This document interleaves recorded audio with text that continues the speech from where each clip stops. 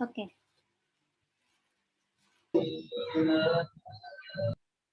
Kita masuk ke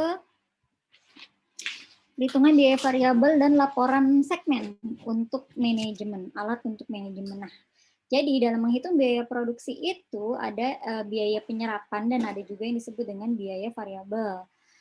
Ya, bedanya apa antara biaya penyerapan sama biaya variabel?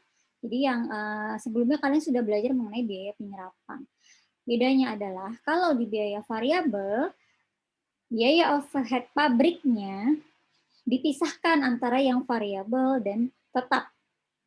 Jadi untuk biaya overhead pabrik yang tetap itu tidak dimasukkan ke biaya produksi tetapi akan menjadi beban pada periode. Gitu. Jadi, nah kalau biaya penyerapan itu semuanya akan dimasukkan ke dalam perhitungan biaya produksi. Kalian bisa lihat di sini ada gambarnya. Jadi, pembelian bahan baku tetap masuk, tenaga kerja langsung juga tetap masuk. Nah, bedanya adalah overhead pabrik variabel aja yang dimasukin ke dalam biaya produksi.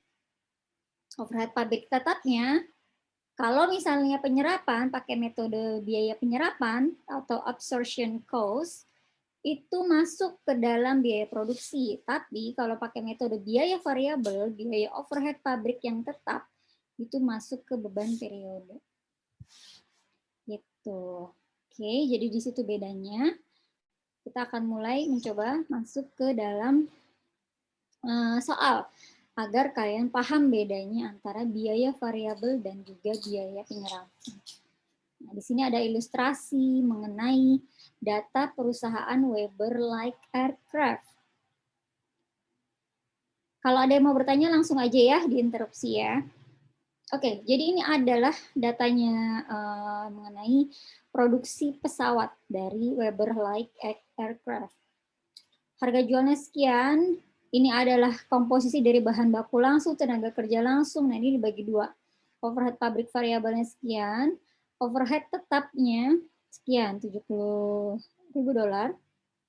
Nah, biaya penjualan administrasinya juga dipisah antara yang variabel dan tetap, ini nilai-nilainya. Kemudian ada data mengenai persediaan. Ini adalah persediaan awal, kemudian unit yang diproduksi, unit yang terjual, dan juga persediaan akhir. Oke. Pertama yang harus dilakukan dalam menghitung adalah dalam menghitung biaya produksi variabel per unit. Oke, jadi kita harus mengidentifikasi bahan baku, tenaga kerja, dan overhead variabel pabrikan. Ini kan biaya produksi ya, komponen biaya produksi. Komponen biaya produksinya itu tetap sama di mana-mana. Bahan baku, ditambah tenaga kerja langsung, ditambah biaya overhead. Kan biasanya seperti itu. Nah, untuk format biaya variabel yang dimasukkan hanya overhead variabel saja. Datanya tadi dari sini, bahan baku langsungnya sekian, tenaga kerja langsungnya sekian, dan biaya overhead variabelnya adalah sekian. Jadi kalau kita hitung, biaya produksinya per unit adalah $25.000 jumlah semua. Oke. Nah, bagaimana dengan biaya produksi variabel harga pokok penjualan? Berarti tinggal dikali saja dengan penjualannya. Di sini tadi ada data nih, unit yang terjual Januari, Februari, Maret 115. Tinggal dikalikan, biaya produksi variabelnya kan sama, semuanya 25.000. 25.000 dikali 1 unit, 25.000 kali 1 unit, dan 25.000 dikali 5 unit. Jadi ini adalah biaya variabel harga pokok penjualan.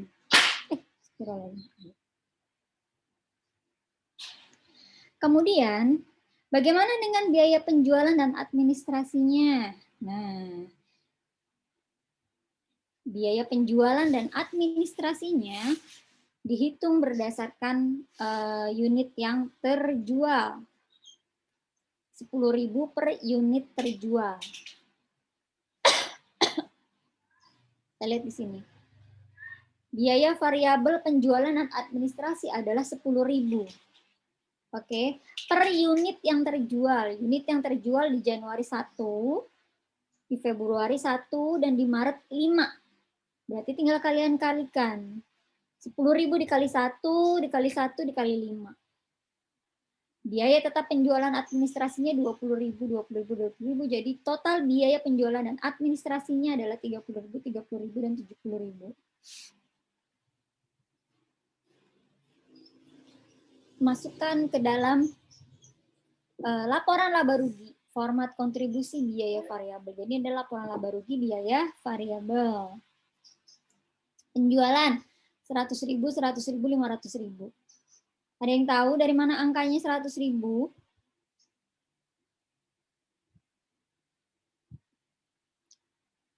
Ada yang mau bantu jawab? Dari mana data penjualan ini? Harga jual dikali jumlah barang yang terjual, Bu. Oke, harga jualnya berarti berapa? 100.000. Ya, betul. Harga jualnya 100.000 ya. Harga jualnya adalah 100.000. Nih, datanya kan ada di sini. Harga jualnya 100.000, unit yang terjualnya ada di sini. Tinggal dikalikan saja, lalu masukkan di laporan laba rugi. Biaya variabelnya, variabel HPP-nya, tadi kan kita juga sudah hitung di sini. Biaya variabel HPP-nya, Januari, Februari, Maret, masukkan ke sini. Biaya penjualan dan administrasinya, juga sama, tadi kita sudah hitung di sini. Biaya variabel penjualan dan administrasi, masukkan sini. Jadi, total biaya variabelnya adalah sekian. Penjualan dikurangi dengan total biaya variabel dapat margin kontribusi. Kelihatan ya margin kontribusinya masing-masing. Lalu, kita masukkan biaya tetap. Ketika biaya tetap ini ya, apa namanya, dibebankannya saat periode menghitung laba rugi kan, laba rugi. Jadi kita masukkan biaya overhead pabrik tetapnya. Di sini tadi sudah ada 70.000, lalu dimasukkan ke dalam sini 70.000. Sama semua namanya biaya tetap ya. Berapapun yang diproduksi unitnya, biayanya, nilainya tetap atau sama. Kemudian biaya tetap penjualan dan administrasinya. Juga sama kita masukin, dapatlah laba atau rugi neto operasi. Kalau kita lihat di sini Januari dan Februari itu rugi ya, sementara Maret itu mendapatkan laba. Oke. Kemudian margin kontribusi per pesawat yang terjual. Satu pesawat. Berapa sih marginnya? Kan seperti itu ya. Tinggal dihitung. Harga jual satu pesawat kan 100.000. Biaya produksi variabelnya per pesawat 25. Biaya variabel penjualan dan administrasi per pesawat 10. Tinggal ditambah di jumlah sama dengan 35.000. 100 dikurang 35 sama dengan margin kontribusinya adalah 65.000. Ini per pesawat. Satu pesawat. Oke. Nah, jadi ini adalah cara menghitung biaya variabel. Laporan laba rugi format biaya variabel. Sampai sini ada pertanyaan?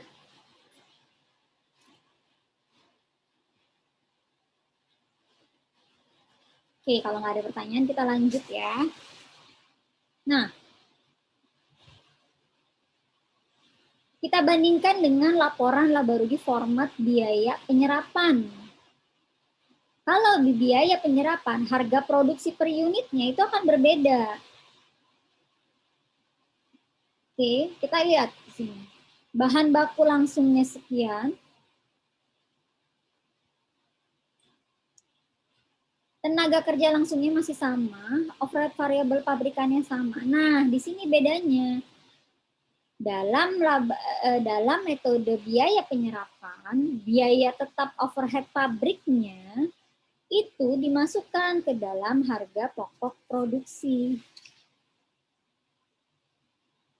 Lihat di sini. Dari mana 70, 35, dan 17,5? Jadi caranya adalah biaya tetap overhead pabriknya, kalau kita lihat di sini kan 70.000 overhead tetap pabrikan. Nah, kemudian dibagi secara proporsional dengan jumlah unit yang diproduksi. Jadi beda ya, bukan unit yang terjual, tapi unit yang diproduksi. Di sini, unit yang diproduksi adalah di Januari 1, di Februari 2, di Maret 4. Oke? Jadi 70.000 dibagi 1, 70. Masukkan. 70.000 dibagi 2, 35. Lalu 70.000 dibagi 4, 17.500. Dijumlahkanlah semua. Jadi biaya penyerapan harga pokok produksi per unit adalah Januari 95, Februari 60, Maret 42.500. Coba kita bandingkan sama yang biaya penyerapan, biaya variabel. Lihat di sini. Kalau di sini biaya produksinya per unit itu 25.000 untuk semua periode. Kalau di sini tiap periode beda-beda.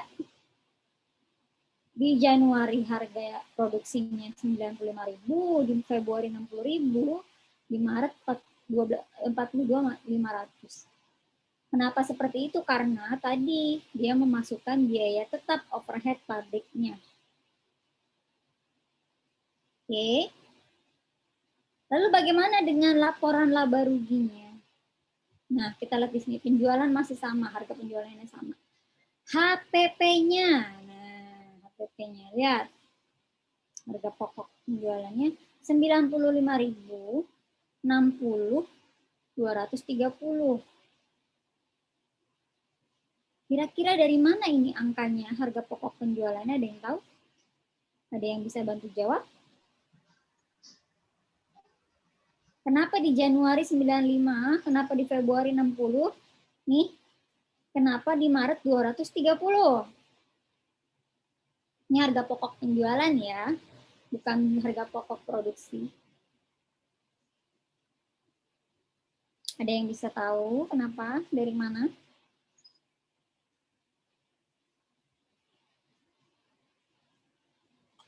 Oke, saya aja yang jawab.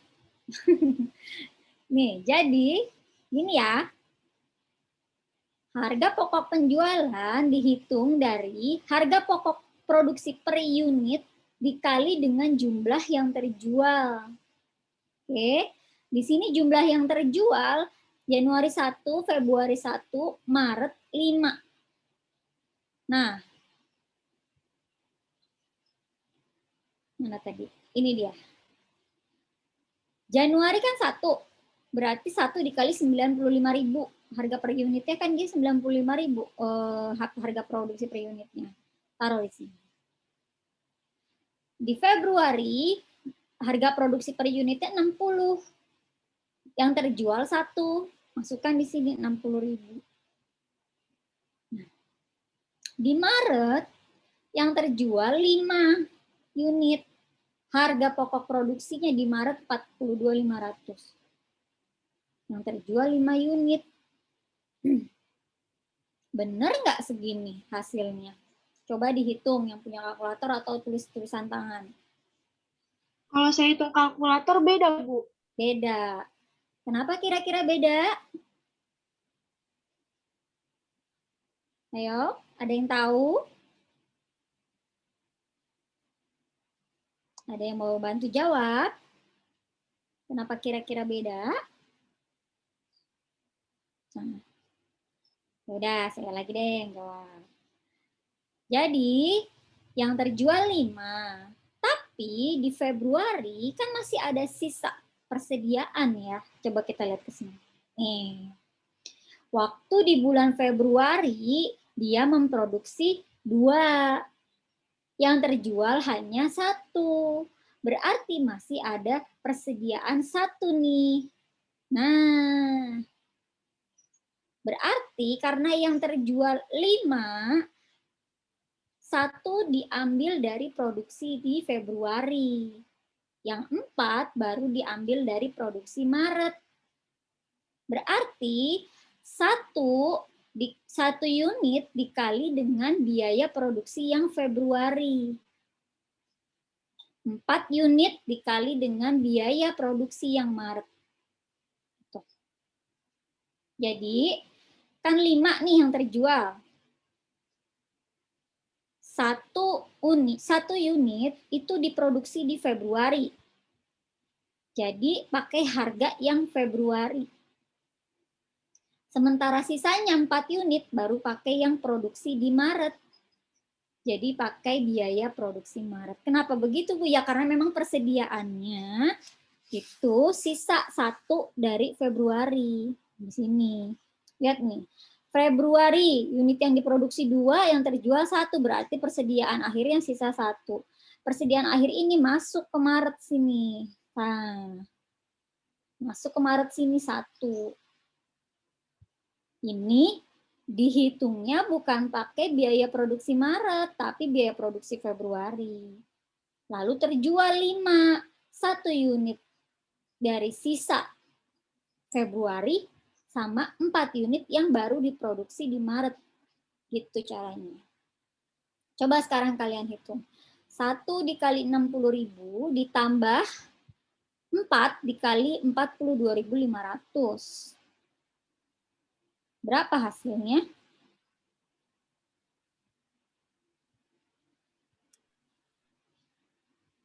Iya, Ayo. Bu, benar. 230.000. Iya. Baik. Makasih Dawa ya. Jadi gitu ya. Paham ya cara ngitungnya ya? Jangan terjebak oleh periode saat dijual. Tapi periode untuk menghitung HPP ini harus dilihat dulu dia diproduksi di bulan apa. Oke. Jadi sekarang margin brutonya tinggal dikurang 100 dikurang 95, 100 dikurang 60, 500 dikurang 230. Hasilnya adalah sekian margin brutonya.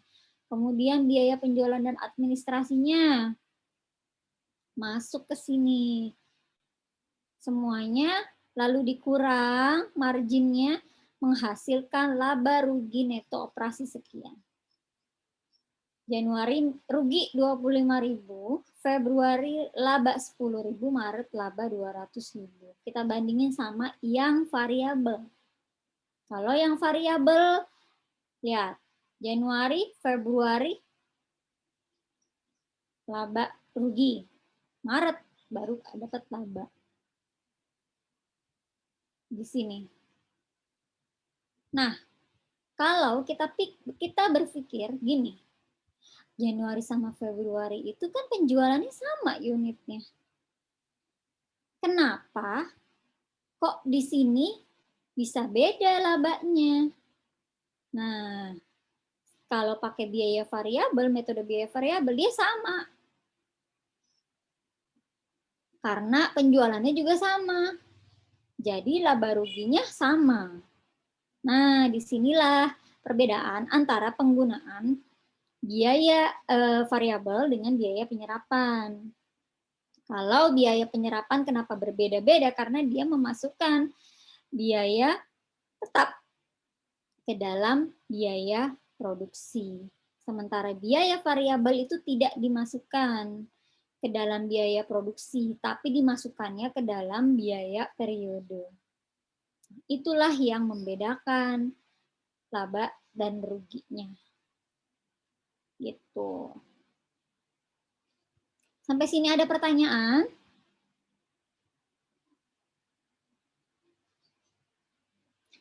Oke, kalau nggak ada berarti saya anggap kalian paham dan kita bisa lanjut ya. Lanjut. Rekonsiliasi laba operasi biaya variabel dengan biaya penyerapan.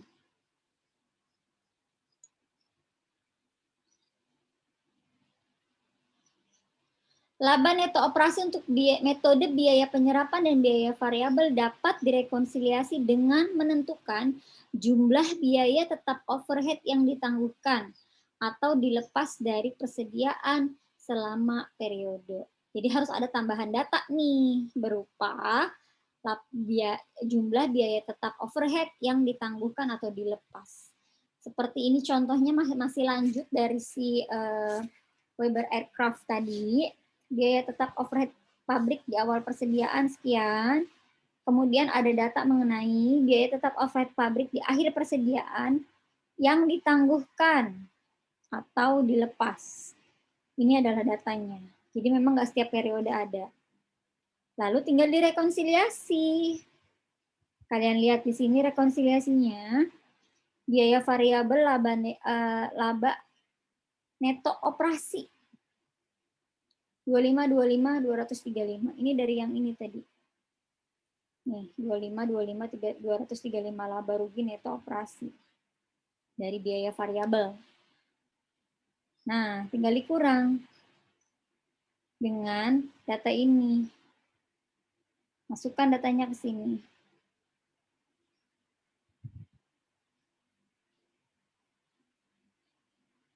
Dapatlah biaya penyerapan laba neto operasi. Oke.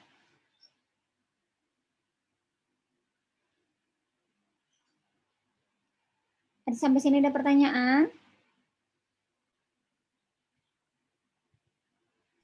Izin bertanya, Bu. Boleh. Berarti kalau misalnya di dalam suatu perusahaan, Bu, apakah laporan laba rugi jenis variabel sama penyerapan itu dipakai dua-duanya atau salah satunya, Bu? Soalnya kan kalau melihat rekonsiliasinya itu kan butuh dua-duanya ya, Bu ya? Ya. Itu gimana? Oke, baik. Kalau di perusahaan itu memang mereka akan menghitung dua-duanya. Biasanya nanti biaya variabel, laporan biaya variabel akan diperlukan untuk tujuan tertentu. Misalnya mengetahui untuk laporan segmen. Misalnya nanti di sini kan kita kita akan menghitung juga laporan segmen seperti itu. Jadi dua-duanya tetap dihitung sama perusahaan sebagai pertimbangan. Tapi sebenarnya yang lebih akurat itu adalah dengan menggunakan biaya variabel. Karena kalau dengan biaya penyerapan, pengambilan keputusannya akan lebih sulit. Tapi itu hanya untuk pertimbangan saja. Gitu. Tapi biasanya mereka akan menghitung dua-duanya. Tapi kalau untuk yang ditanya mana yang lebih akurat menghitung biaya variabel atau dengan biaya penyerapan, itu lebih akurat menggunakan biaya variabel. Karena kenapa? Ada beberapa kekurangan, kelemahan dalam menghitung biaya penyerapan. Seperti itu. Baik, Ya, Bu. Dinda? Iya, Bu. Terima kasih, Bu. Ada lagi yang mau tanya?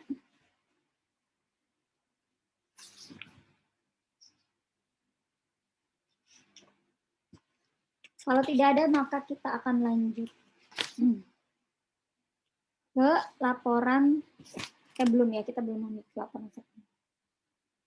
Nah, ini nih kelebihan dari biaya variabel dengan pendekatan kontribusi. Jadi yang pertama memudahkan analisis BVL. BVL itu adalah biaya, volume, dan laba. Kenapa mudah? Karena tadi yang Ibu bilang, biaya variabel memisahkan antara biaya tetap dan biaya variabel. Jadi akan lebih murah kayak tadi Ibu bilang nih. Masa iya? Bukan masa iya. Jadi gini, kalau kita lihat secara logika tadi yang sudah Ibu bilang, ini penjualannya sama. Lalu kenapa nih? Kok tiba-tiba labanya beda? Ya kan? Kalau kita lihat di biaya penyerapan, penjualannya sama, kenapa labanya beda?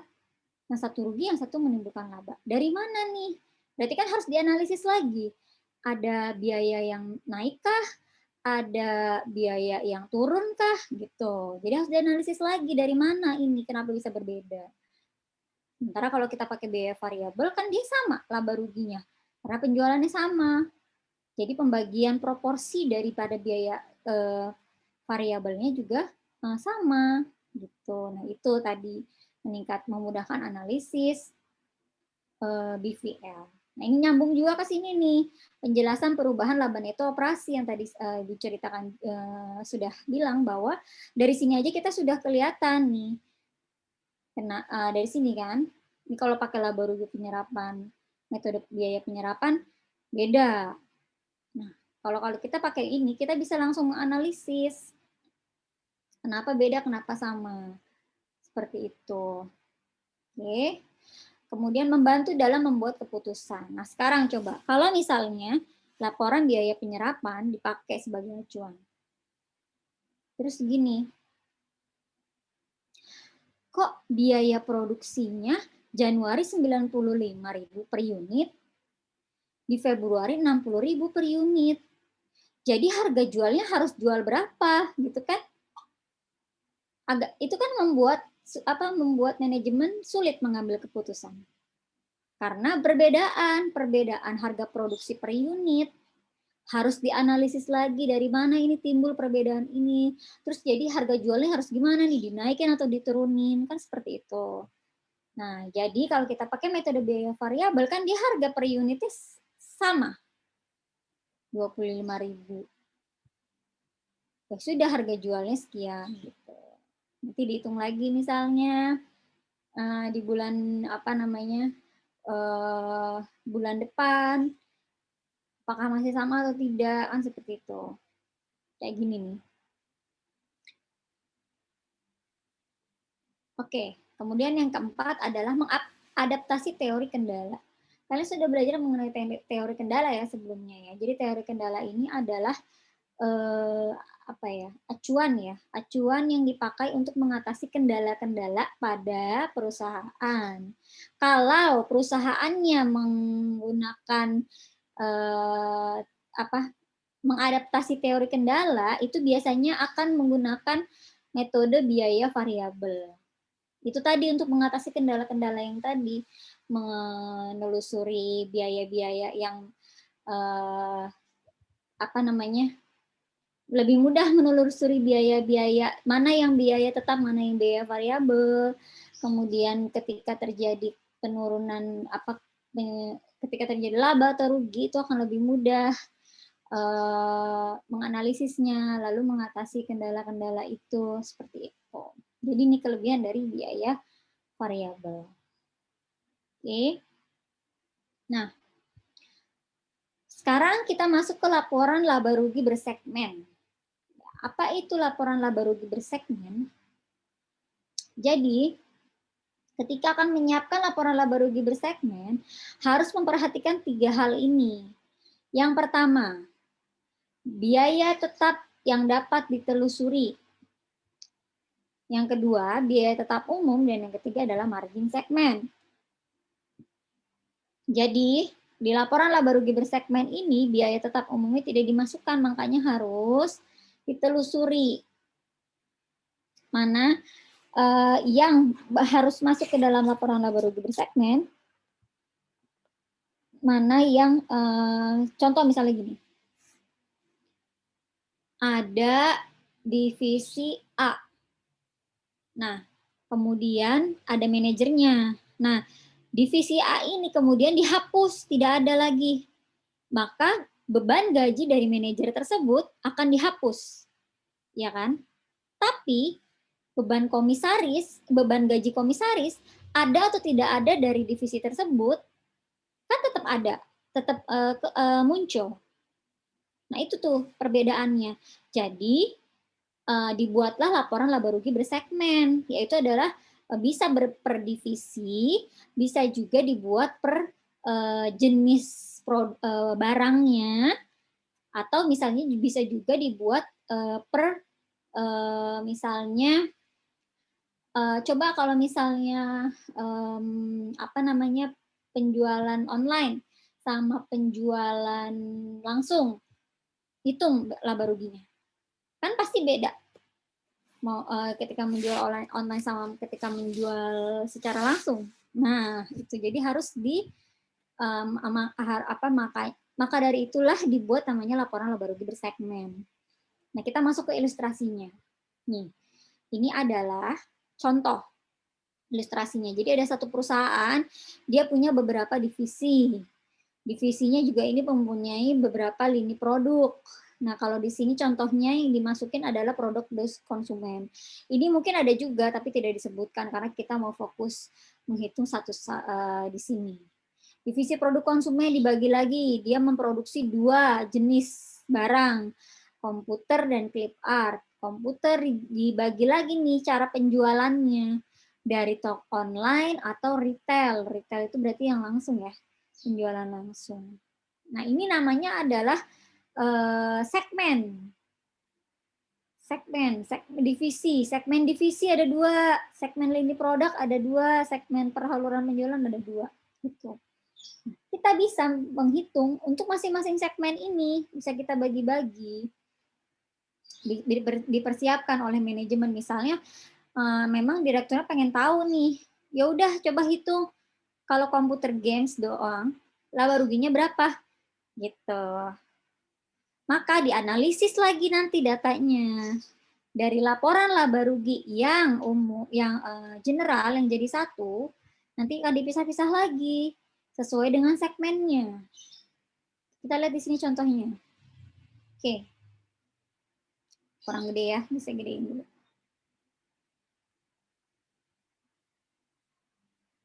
Oke.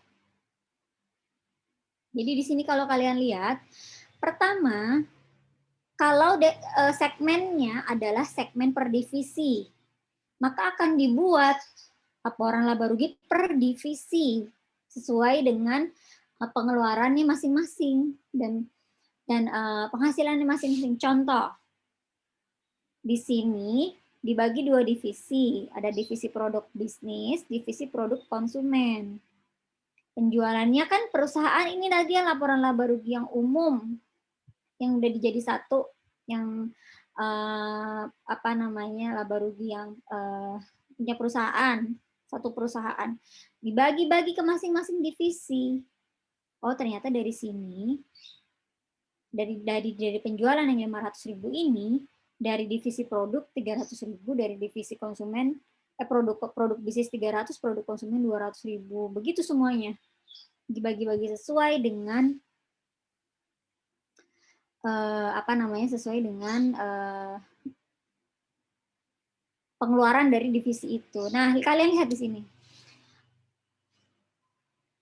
Ada beban tetap umum yang tidak dapat ditelusuri ke divisi. Kalau kita lihat di sini kan dia ada biaya tetapnya 255.000. Tapi kemudian ketika akan dipisahkan per segmen itu dipisah, beban tetap yang dapat ditelusuri ke segmen hanya 170.000. Maka harus dikeluarkan dari 255.000 ini. 255 dikurang 170 ada 85.000. Nah, itu masuknya ke beban tetap umum yang tidak dapat ditelusuri ke divisi. Ini tidak akan dialokasikan ke divisi. Ya. Yang hanya dialokasikan ke masing-masing divisi adalah yang 170.000 ini.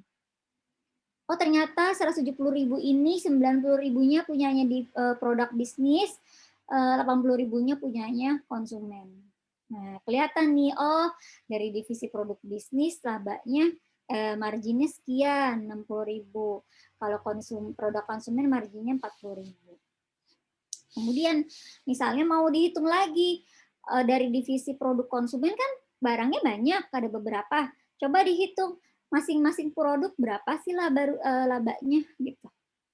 Maka dari sini, dasar dari sini nih, laporan laba rugi di divisi yang produk konsumen ini nanti akan dibagi-bagi lagi sesuai dengan produk yang dihasilkan. Di bawah sini, coba kalian lihat.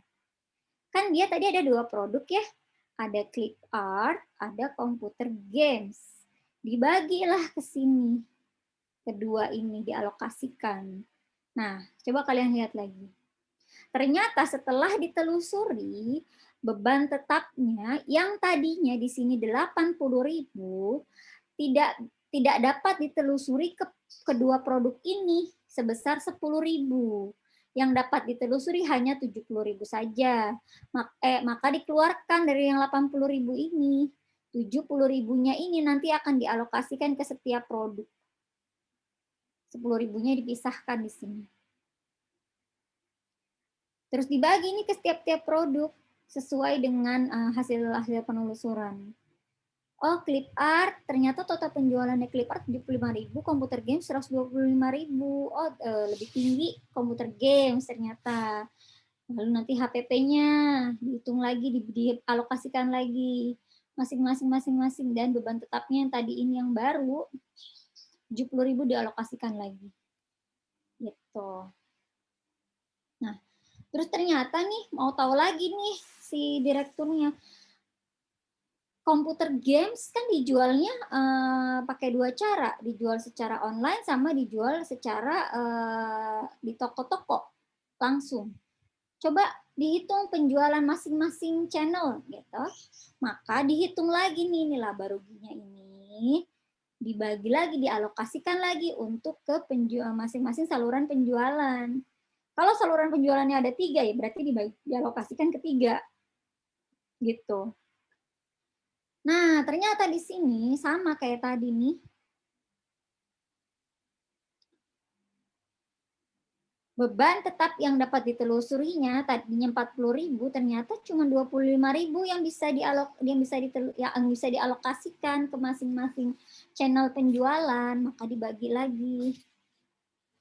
Dibagi ke penjualan secara online 15.000, penjualan secara retail 10.000. Begitu caranya.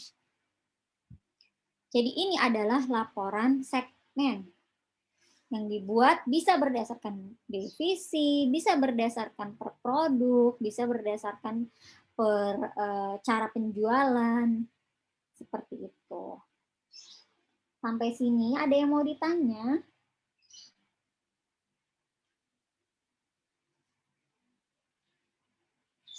Ada angka yang kira-kira kalian tidak paham dari mana asalnya?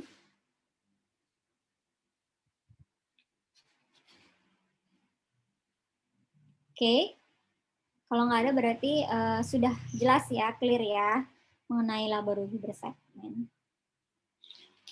Oke, kalau begitu kita langsung aja ke materi yang berikutnya. Nah, dalam laporan laba rugi bersegmen ada kesalahan umum,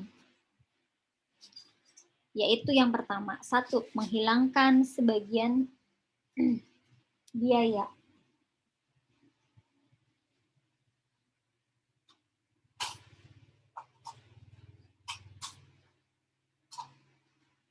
Oke, jadi kalau misalnya menghilangkan sebagian besar biaya, artinya adalah dalam laba itu ada biaya yang laba tersebut tidak mencerminkan laba yang sebenarnya. Kenapa sebagian biaya dihilangkan? Itu biasanya karena dianggap tidak tidak ada andil besar. Yang tadi kita lihat di sini ya. Contoh misalnya dari sini nih. Ini kan biaya tetapnya tadi 255. Yang dialokasikan cuma 90 dan 80 gitu. Walaupun di sininya tetap dimasukkan di biaya variabel laporan umumnya yang menjadi 1. Tapi ketika dipisah-pisahkan ke per divisi ternyata ada yang tidak dimasukkan seperti itu. Nah, itulah dianggap adalah sebuah kesalahan. Jadi dihilangkan. Berarti kan dia nggak masuk ke sini sama ke sini ya. Kalau kita gabung nih 2 divisi ternyata labanya cuma 100.000. Padahal totalnya labanya 15.000 gitu. Itu kesalahan umumnya. Kedua, metode yang tidak tepat dalam membandingkan biaya yang dapat ditelusuri di antara segmen yang ada. Kegagalan untuk menelusuri biaya secara langsung atau dasar alokasi yang salah. Nah, lihat sini. Yang tadi. Ketika membebankan 170.000 ini ke divisi produk 90, ke divisi produk konsumen 80 maupun yang lainnya, misalnya biaya biaya variabelnya dan lain-lainnya, itu bisa saja terjadi kesalahan dalam menggunakan metode alokasinya, seperti itu. Kemudian pembagian yang tidak jelas untuk biaya tetap umum di antara segmen yang ada. Yang tadi itu, biaya tetap umum yang ini. Nah, ini bagaimana cara membaginya ini yang tadi. Jadi tidak jelas pembagiannya. Seperti itu. Makanya itu ini adalah kelemahan ya, kelemahan atau kesalahan umum dalam laporan laba rugi bersegmen. Gitu. Tapi bukan berarti tidak laporan laba rugi bersegmen tidak boleh dibuat, enggak. Silahkan kalau mau dibuat gitu. Yang penting kesalahan-kesalahan yang tadi dapat dihindari sehingga bisa menghasilkan laporan laba rugi yang akurat. Seperti itu. Gimana sampai sini? Paham? Atau ada yang ingin bertanya?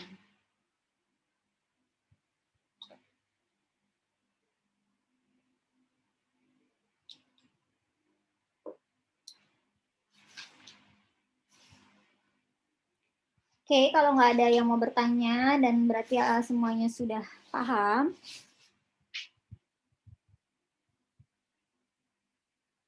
Saya sebentar ya, saya stop dulu.